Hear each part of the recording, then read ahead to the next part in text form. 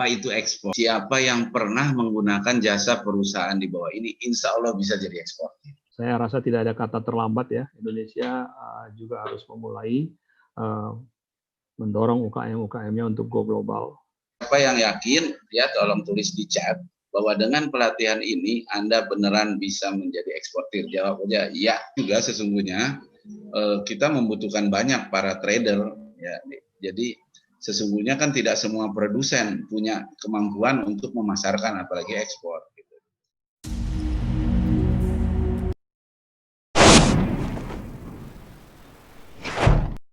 Bismillahirrahmanirrahim. Assalamualaikum warahmatullahi wabarakatuh. Nama saya Nur Syamsu Mahyudin. Nama saya Rahmat Sutaras Marpaung. Nama saya Nur Syamsu Mahyudin, ya, saya tinggal di Bogor. Kemudian sama-sama Pak Rahmat, kami membangun ada 2 perusahaan yang sama Pak Rahmat. Satu Nudira Sumber Daya Indonesia, yang salah satu unitnya adalah Nudira Learning Center yang menyelenggarakan acara ini. Apa itu ekspor sekarang? Ekspor adalah kegiatan mengeluarkan barang dari daerah pabean. Apa itu daerah pabean? Nah, di situ disebut juga definisinya, daerah pabean adalah wilayah Republik Indonesia. Gimana kalau ingin mendirikan perusahaan ekspor? Sekarang ada OSS namanya, One Single Submission. Jadi kalau Anda ingin menjadi eksportir, satu, yang pertama harus berbadan hukum. Harus punya badan hukum. Badan hukum itu 3, bisa PT, CV, atau koperasi.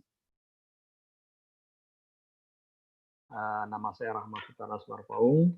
Saya fasilitator di Balai Besar Pendidikan dan Pelatihan Ekspor Indonesia, Kementerian Perdagangan, dari mulai 2015 sampai sekarang. Dan bersama Pak Nur Syamsu kami mendirikan PT Nudira Sumber Daya Indonesia dari 2013 sampai sekarang. Bidang usaha kami diantaranya adalah menjadi perusahaan ekspor. Kami punya pabrik yang memproduksi berikat batok kelapa untuk diekspor ke beberapa negara. Juga kami mengekspor beberapa produk yang lain. Produk dari teman-teman juga. Kita juga mengembangkan ekspor agregator. Nah, di samping itu juga kita punya Nudira Learning Center yang menyelenggarakan pelatihan hari ini. Di samping di Nudira, saya juga beraktivitas di PT Aplikasi Penunjang Ekonomi Nasional. Kami mengembangkan sebuah marketplace www.aspenco.com. Saya rasa tidak ada kata terlambat ya. Indonesia juga harus memulai mendorong UKM-UKM-nya untuk go global. Ketika kita sudah berniat menjadi eksportir, maka kemudian kita harus menentukan produk apa yang akan kita ekspor.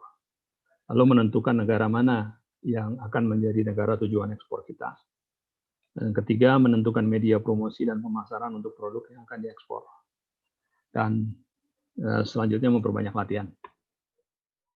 Ini ada beberapa kesalahan yang umum terjadi di eksportir pemula.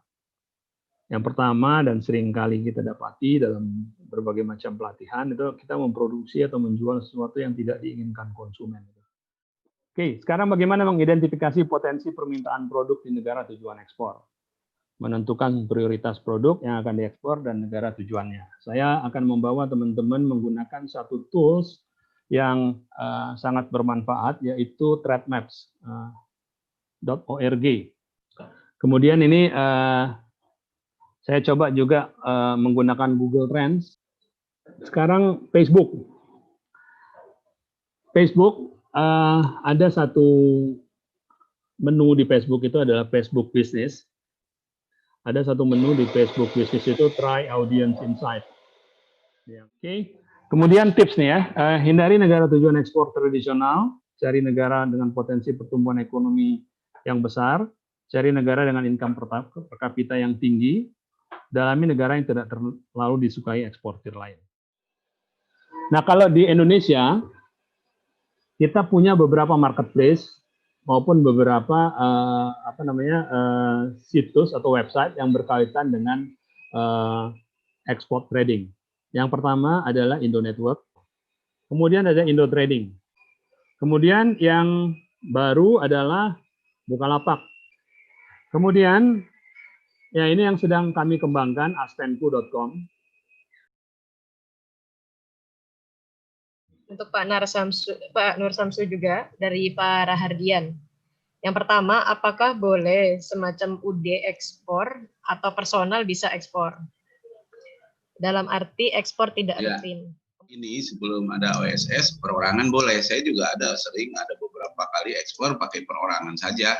Bisa, tapi dengan adanya OSS, di situ disyaratkan harus badan hukum. Ya, UD tidak dikenal di situ. Jadi yang dikenal CV, PT, atau koperasi.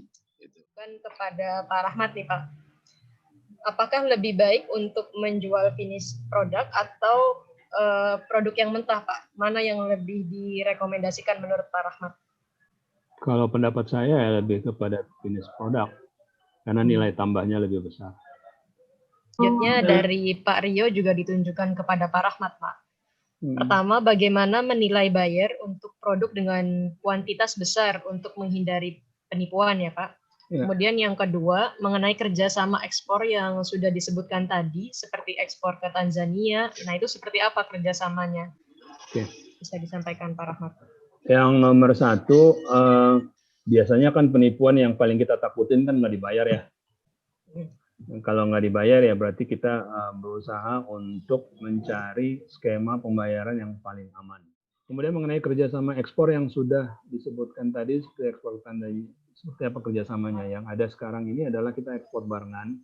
Kerjasamanya seperti apa? Nanti kita dipertemukan dengan pengusaha di Tanzania atau di Madagaskar.